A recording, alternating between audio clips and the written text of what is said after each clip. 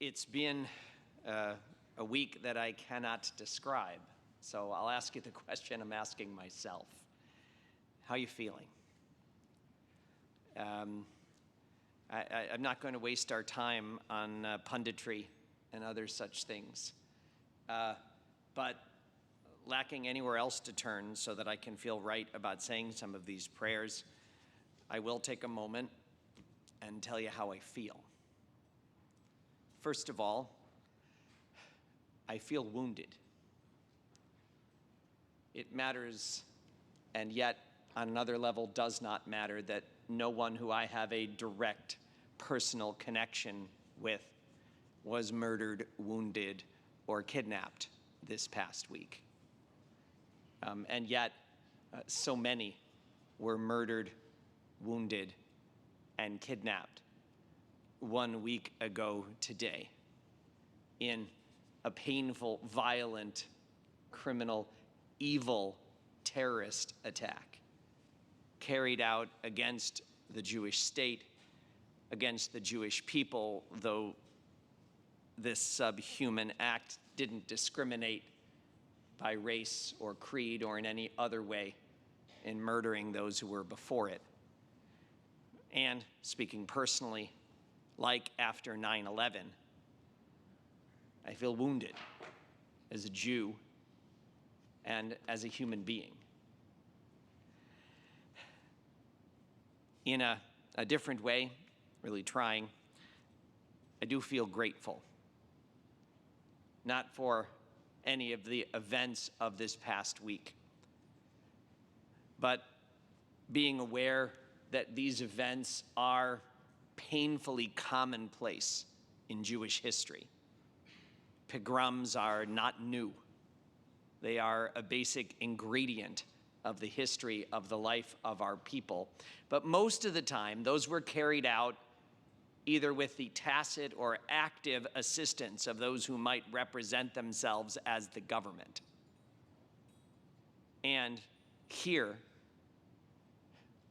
in this larger world, after the largest attack on Jews since the Shoah, governments, many of them, have stood by us.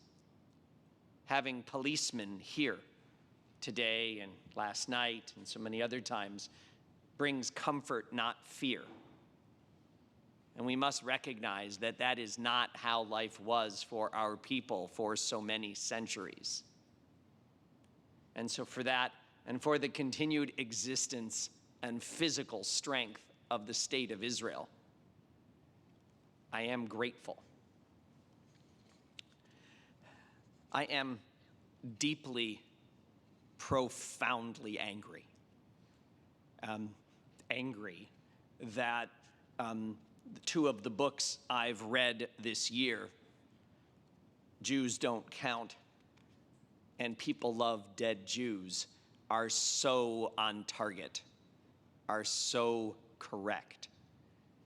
I'm so angry that just because this was done not by Al-Qaeda or ISIS, but by Hamas, and much more particularly because this was carried out against the Jewish state and against primarily Jewish people, there's a massive moral failure by many, especially those who take it as their jobs to tell us what's happening in the world, in the failure to consistently name this for what it is: an anti-Semitic pogrom, a crime against humanity that must be punished. Of course, there are other nuances. Our world is full of nuances. We're human beings. But there is no nuance to that statement and must not be. And yet, there is. I am anxious. I am anxious because while I'm grateful that governments and others, particularly, I must say, while the Canadian government has done well, particularly the American government, have stood by us in this time. I am anxious because experience indicates that it doesn't last. And I hope that that experience will be refuted in the days that are ahead. But I am anxious about what is to come. I am afraid. I am afraid. I am not afraid to come here and gather at our synagogue, though the threat feels a little different than it did a week ago.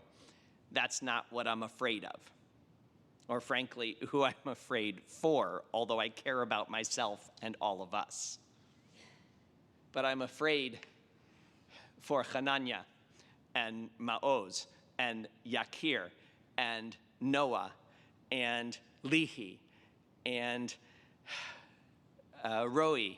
And these are just a few of the names of people I know and know personally who are wearing an IDF uniform as we speak.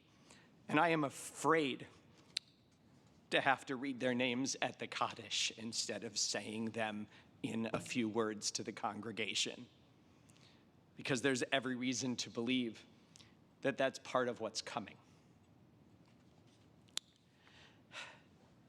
And I am hopeful. I am hopeful. I can't say much more than that, except that that's what we somehow must be. Hopeful that individuals will continue to wake up and realize what's happening in our world. Hopeful that while I am grateful for the many friends and many acquaintances who are not Jewish, who've spoken up and said, I'm thinking about you, I am somehow hopeful that individuals and those groups that seem to think they are religious organizations will wake up over the next number of days and weeks and realize that wrong is wrong.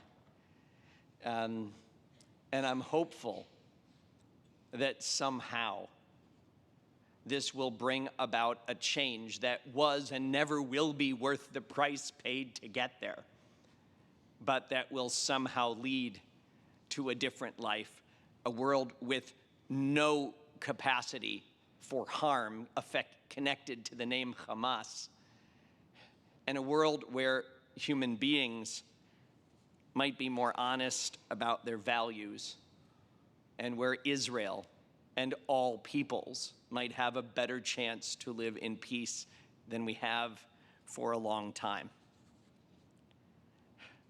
Those are my hopes. And I hope that the words in our Siddur and in our prayers this Shabbat can mean more to us and be connected to action in what are certain to be challenging and painful times ahead. Ken Yiratzon.